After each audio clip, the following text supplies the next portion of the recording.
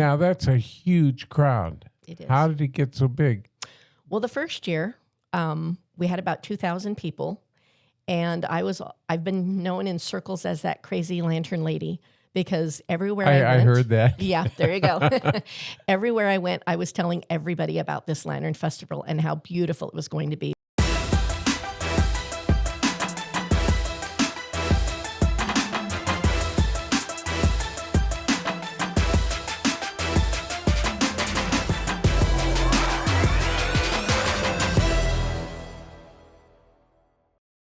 Welcome back, everyone. My guest today is Vicki Vivianne, as you saw from the intro. She is the city clerk at BENSON City Hall, and you've been city manager, and we are here to talk about one of the best family events BENSON has, the 9th annual Lantern Festival. And you are the founder. I am. Let's go back a little bit. Well, no, I tell you what first, before we do that.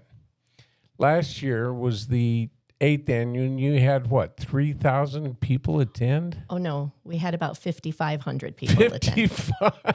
Yeah, it was a little crazy. This is a huge event. It is a huge event. And it's a family event. It is. It's a great family event. We've got music all day. We've got activities for the kids. We've got balloon twisting, face painting, rock wall climbing. Starting at 4 o'clock. Yeah, it actually starts. Is it at 4 o'clock this year? I want to say probably 3, but I could be wrong. But people show up before 4, right? I'm sure. Oh, they show up way early. No matter what time we start, they always show up earlier. So, but we get everything set up, and all of those are free activities for the kids. So the 9th Annual Lantern Festival is on September 19th. Mm-hmm. I think I said that, but we're going to mention it several times. And you are the founder. Let's hear a little bit about how this started. Okay. Well, back in 2018, I was appointed as the city manager. It was on an interim basis, and I attended a Lantern Festival at Lake Pleasant. And so I went to that one. My husband, my daughter, and her husband, the 4 of us attended it. And it was a really neat event. It could have been a little more coordinated in the lanterns setting off, but it was just a really neat event. And so I talked to the person who hosted that and told her that I was thinking of having one here in BENSON. And so, she said, she kind of guided us on a few things. Lake Pleasant, north of Phoenix. In Peoria, I believe it is. Yeah, right. Yeah. So it was a really beautiful event. So we came back here and we started planning, and the rest is history. Our first one was in 2018.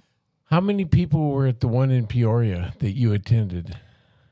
Oh, gosh. Just rough. I think roughly about 4,000 people. So you've actually done better than that event. Yes. Yeah. And I don't know that they've continued to hold them. So we've been successful in continuing to hold it here. Now, that's a huge crowd. It is. How did it get so big?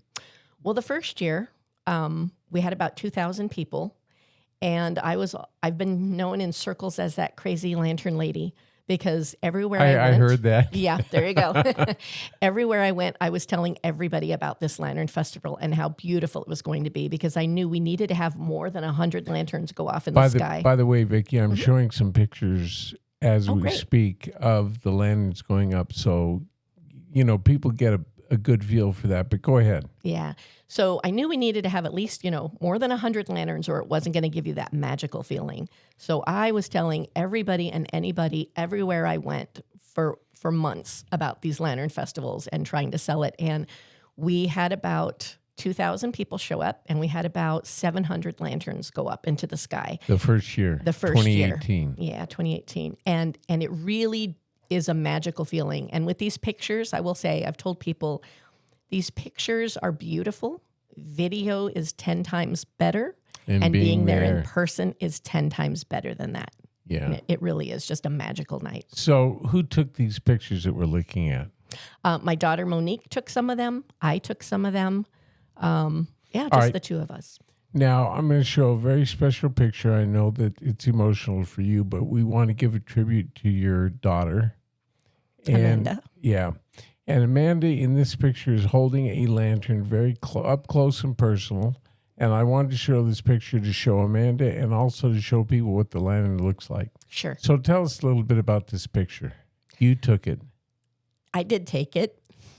I know. And, sorry.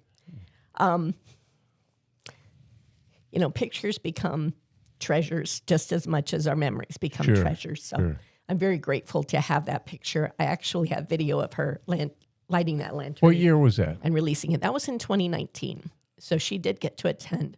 Oh, I apologize. It was 2018. So she did get to attend. So it was the first one. It was our first one. Wow. Yeah. So it's very special to me. Well, she looks very special. Thanks. So explain a little bit about the construction of the lantern while we're looking at this picture up close. So the lanterns are made completely with rice paper and cotton and bamboo sticks. So there's no wire, there's no danger to animals, things like that. We have had people that were concerned about that, but we are very careful. The lanterns, they land in the surrounding areas of the golf course. And so we ask people to notify us if they land on their property or anything like that. We always go out that Monday, sometimes on Sunday, and we picked up all of those lanterns. So we've never had any problems with those. So we're very conscious of that. All right. Now you're back on camera now and we're going to show some more pictures as we go along.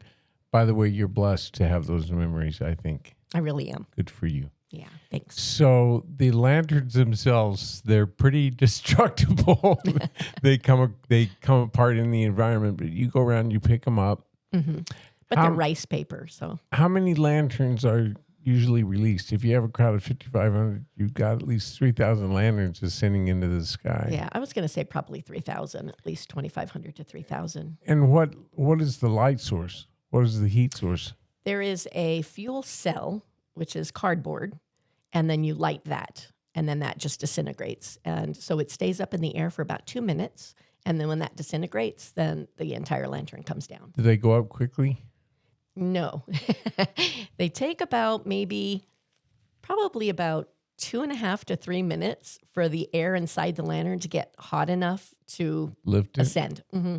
And then how long does it take to good? Once they start ascending, they stay up. They go up about maybe 1,000 to 1,500 feet, and they stay up for about 2.5 minutes. And then, of course, they come plummeting to earth. They do, and we go out and pick them all up. So very cool. Yeah. Now, for people that attend, and excuse me, I know that lantern festivals are often held to commemorate a special event or special memory. How often do you see that with people that attend? Oh, we see it all the time. In fact, if you dig into our Facebook page on the Lantern Festival, Benson, Arizona, you will see from the very first one, we asked people to share their stories. And a lot of people went on and would share pictures and stories about whether they were celebrating an event, whether it was a resolution or to set a goal.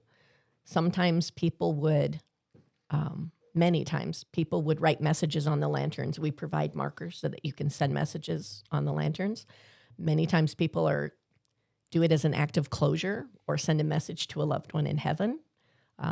We had a young boy who was probably 12 or 13 years old. He had celebrated his last round of chemotherapy. He had leukemia, and he was going to set that lantern off to celebrate that he was healthy. So a lot of people attend for a very special reason, and other people attend because it's so beautiful. Correct. And I was going to say, and then others just attend because it's just magical. So what does it look like? I drive up, I'm ready to attend, I'm going to buy tickets. You don't have to buy a lantern, but you provide those. We do. And that's part of the packaging. Is it already built?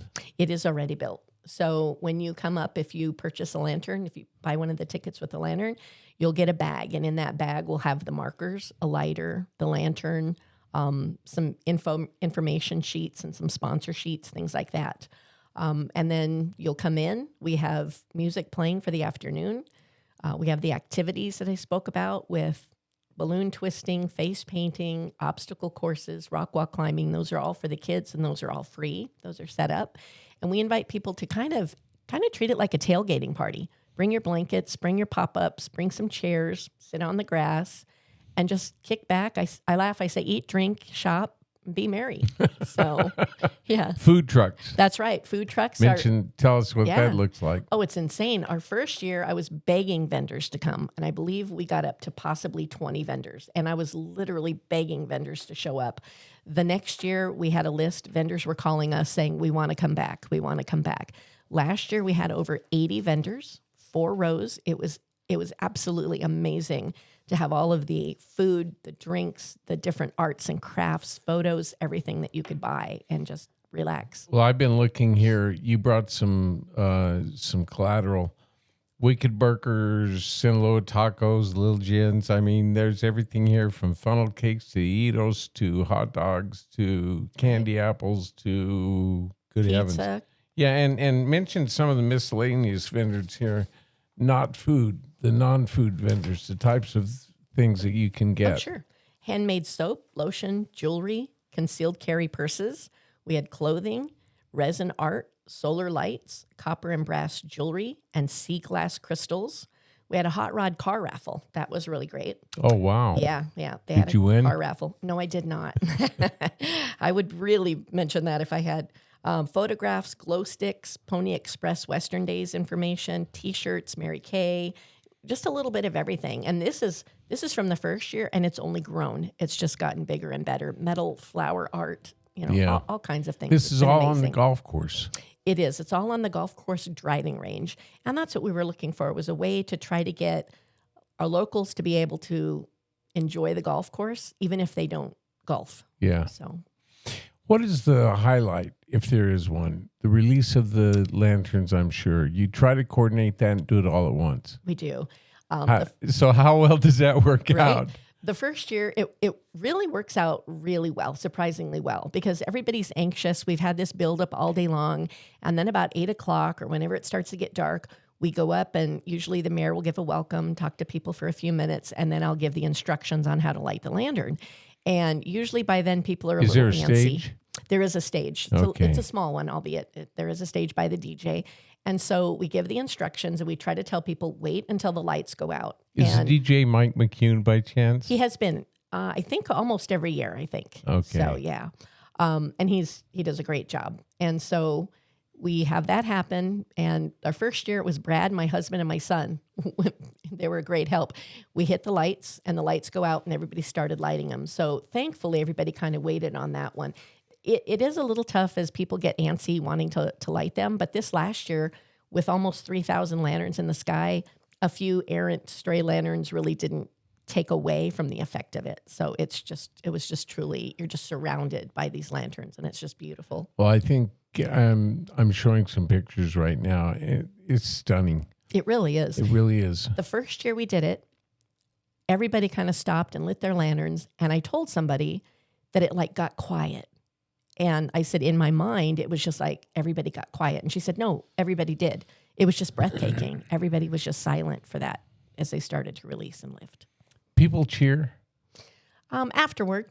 But in that moment, it's just such an emotional, breathtaking moment that you really the only thing that you'll hear is, in the past, we've always played It's a Wonderful World by Louis Armstrong. Oh, nice. And you'll just hear that, and it's just kind of silent until they eventually lift off, and then people will cheer. Now, you're doing something a little bit different this year, and that is you're going to, because there's a crush of traffic leaving, but you have a band playing after the release?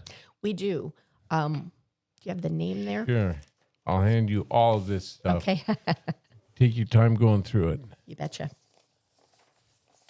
So the band is going to be there for entertainment after the event, after the release. They will be. It's the Chad West Trio. Oh, they're very good. Yeah, and they're going to play after that lantern release. And hopefully that will get people to kind of sit back down, enjoy some music, and not create such a traffic jam. Well, are the food trucks still going to be there? Because if there's food, there's Right? there's We'll see if they have anything left.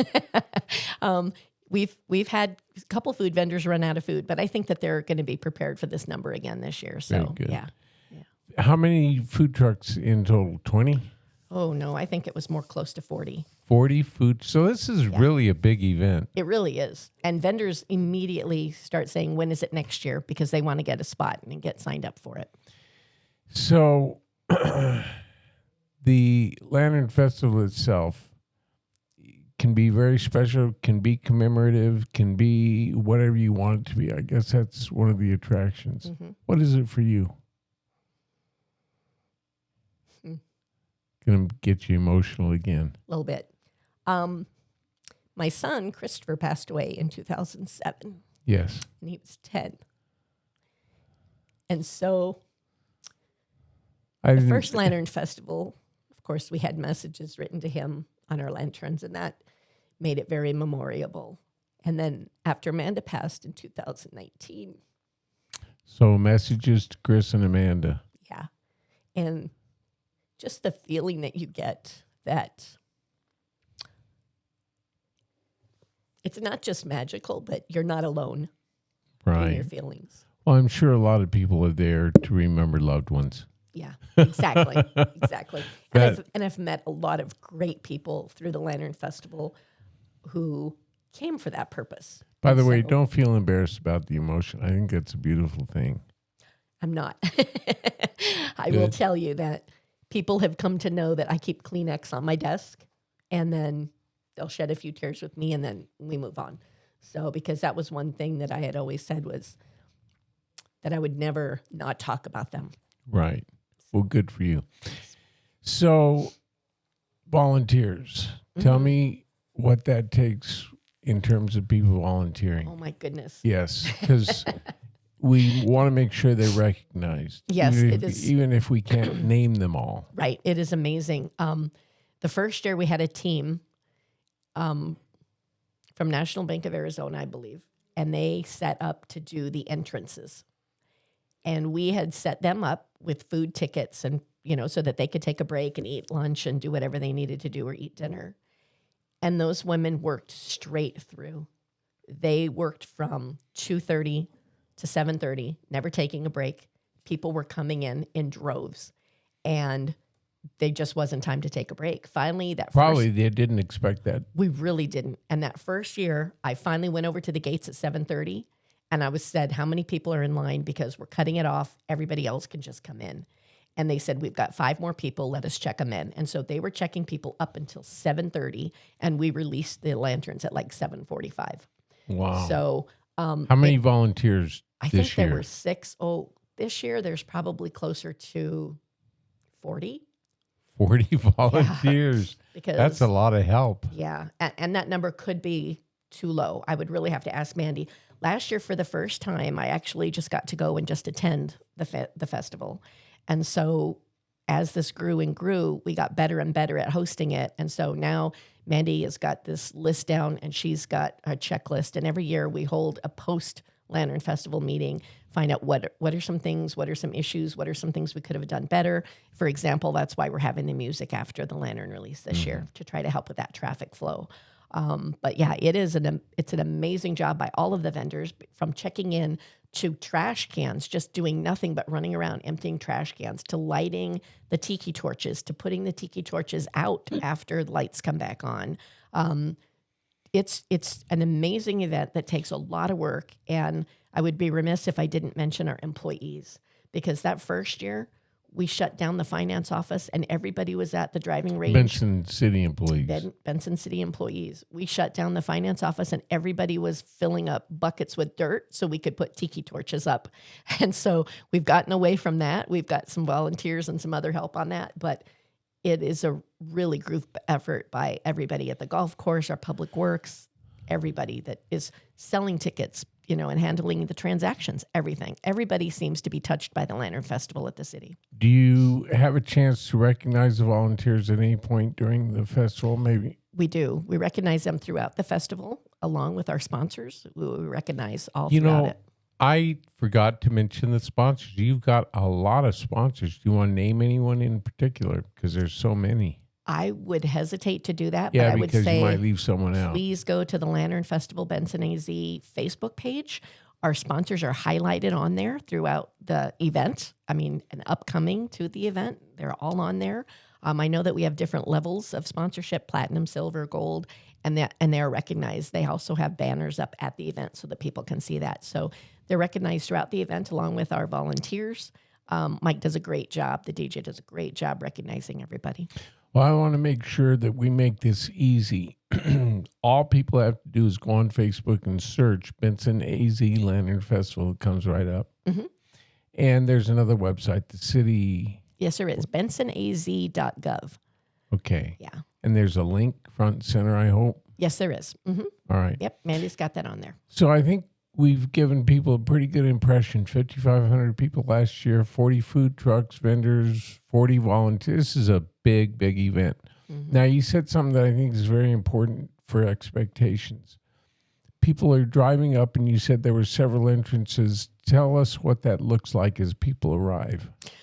Well, there's a vendor entrance. And then we're going to mention the price of tickets. Okay. But let's talk about what it looks like when people roll up. Okay. So there is a vendor entrance that's separate from the main entrance. So the main entrance is... And they're well marked, I hope. Yes, they are. Yeah. So the vendor entrance is the actual main entrance to the golf course itself into that parking lot. The event entrance is right off of Darby. So you just cross Madison and you'll go right into the huge parking lot. Now, this year they've secured additional parking along Darby. Mm-hmm. So somebody purchased that process. Darby is the road that goes, from the golf course up to Ocotillo. Correct, from Ocotillo, yes. And they've secured additional property on both sides of Darby for parking. So you're just going to have to watch for signs, watch for volunteers waving you where you need to go. Okay. Once you park your car and come into the entrance, and you'll see that's all very, very well marked. They try to have a will call for people that haven't picked up their tickets. Other tickets are electronic, and you can scan it on your cell phone. We're trying to get people through that gate as fast as they can. By the way, the tickets are available on the Facebook page. Yes, they are. Yep. They're available now. Yes, they are. Yeah. And they're available now, and they're available not only on our Facebook page, but on our website. Either one of those places. All right. Yeah, pull out your notes. Let's talk a little bit, because this is very versatile ticket schedule. Mm-hmm. You can spend as much or as little as you want. You can buy a lantern. You don't have to. You can just enjoy everyone else. But go ahead, run through. Sure. One person, I go there myself, and I don't want a lantern. Let's start with that. What's the ticket? Okay, so one person with no lantern just to attend your admission is $20. That covers everything. Mm-hmm, that covers everything inside. We've got one person with one lantern is $29. One person, one lantern, $29. Two guests, two people with one lantern is $35. So we show up as a couple and we only want one lantern, $35. $35. And then it goes up a little bit more. We've got two guests with two lanterns in case each of you want to do your own, or you want to hurry and do one and then both of you do the second one. Let me ask a stupid question. Do you provide a way to light that? Yes. Okay. In the bag you come with, you get the markers and a lighter. Okay, good. Yep. All right. So two guests with two lanterns is $43. Four guests with two lanterns is $55. Four guests, two lanterns. That's the family. Well, no, the family will be four guests with four lanterns. Well, I mean, it could be mom, dad, the two kids, and get two lanterns. Correct. Four people, two lanterns for $55. Reasonable. Mm-hmm. And then the last one? The last one is four people, four lanterns for $70. That's a deal. It really is. We tried to keep it as low cost as we could, but we want to, of course, cover our costs. But we wanted to try to provide an activity for not only our local people, but the surrounding areas. That was, like you said, very wholesome family activity that is just a wonderful experience. What about security? We have security. We have them patrolling. We've got our public safety workers there, both fire and police. And then we also have a security firm that we hire. And so they work hand in hand with our police department. Fire department's on standby. And so security is well taken care of. Got it all covered. Mm-hmm. You show up, you park your car, you walk away, you don't have to worry. Correct. Because there's someone there watching it. Okay, good. Well, I think we've covered just about every aspect of it. We've got some beautiful pictures, and I'll say one more thing. Go ahead. No, we're not completely done. Okay. Go ahead. Okay, good. I just want to mention, so all of the activities there for the kids are free, but we also, since the golf course has a liquor license, I just want to mention that you can also buy specialty drinks from the golf course. They set up outside on the driving range. And so we sell drink tickets, and you can get your drinks from them, as well as our other food vendors and then every other vendor that's there. And then we also sell some merchandise that's there, and we've done a 50-50 raffle. So there are some other things that you'll want to see and visit once you get inside. Wow, that's fantastic. Yeah. I want to tell people, as far as the drinks go, listen to the song Watermelon Wine, because it says, if you drink, don't drive, but have a good time. That's right. So let's just put that reminder out there. Sure. Yeah. Well, it's good to know there's going to be a lot of security. Yeah, there is. Yeah. How do you feel at this point about how it's coming together? A little in awe of it, because I never really, I hoped that it would grow, but I didn't realize it could do it this fast. And so And it's just this amazing. large. Yeah. Yeah. That seems amazing. It really is. It's just amazing. All right, good. Well, I'm going to go on Facebook and buy my tickets today. Call my daughter. All right. We've got a 3-year-old grandson. It just seems a perfect venue Yeah. to do something like this. It's so nice. We've had people come from California, from Texas, a lot of people from the Valley. Didn't someone propose at the Lantern Fest? Yes. Tell me about that. You know, we had a gentleman, he wrote us and asked if he could do that. And we told him, of course he could. And so he bought a ticket for a photographer. And so they had their photographer there, and he proposed to his now fiance or possibly wife. But we've had several people do different events like that. We actually also had a couple take wedding pictures that they wanted to have some wedding photos with some lanterns in the background. So And we've had a so lot of different. that was announced on the PA system or by the DJ, the wedding, or I think the proposal. I think the proposal was. Yeah, the proposal. Yeah. So people can do that. That's Yeah. so cool. Yeah. It's just like I said, it's just such a wholesome, wonderful family event that and the people that come are good people that you just, you're not alone there with them. It's just an amazing event. Pretty incredible. It really is. One more thing. All right. How early do people start showing up, and what kind of? Does it have a time on that? This says 3 to 8 p.m. 3 to 8 p.m. People will start showing up at 2:30. Okay. I think they'll show up earlier than Yeah. that. Yeah. So what It gets a happens little when they crazy. show up at 2:00 and the gates aren't open? They have to wait. Traffic backs up. They have to wait. They can park, so traffic won't back up because they can come in and park. Oh, okay. But they really good, do need good to wait. know. Yeah. And I will say this too: if you get there too late, you're going to be in line. And so last year my husband and some friends came down and went with us, and they didn't want to get there too early. So we left our house about 4:30, and it took us almost an hour to get in. So I would say don't wait too long. You really do want to try to get there, get a great spot picked out. Well, I don't want to encourage people to be there too early, but I'd say if you plan between 2 and 2:30, that's probably pretty good.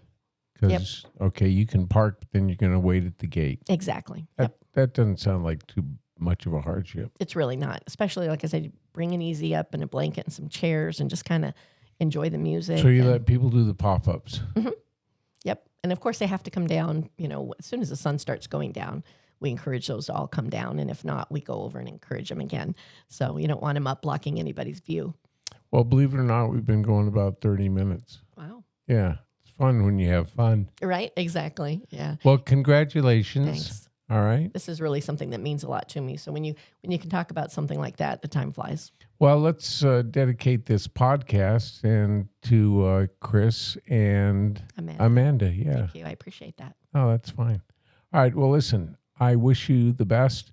We're going to repost this at least once before the event so that we can get as much, coverage as possible.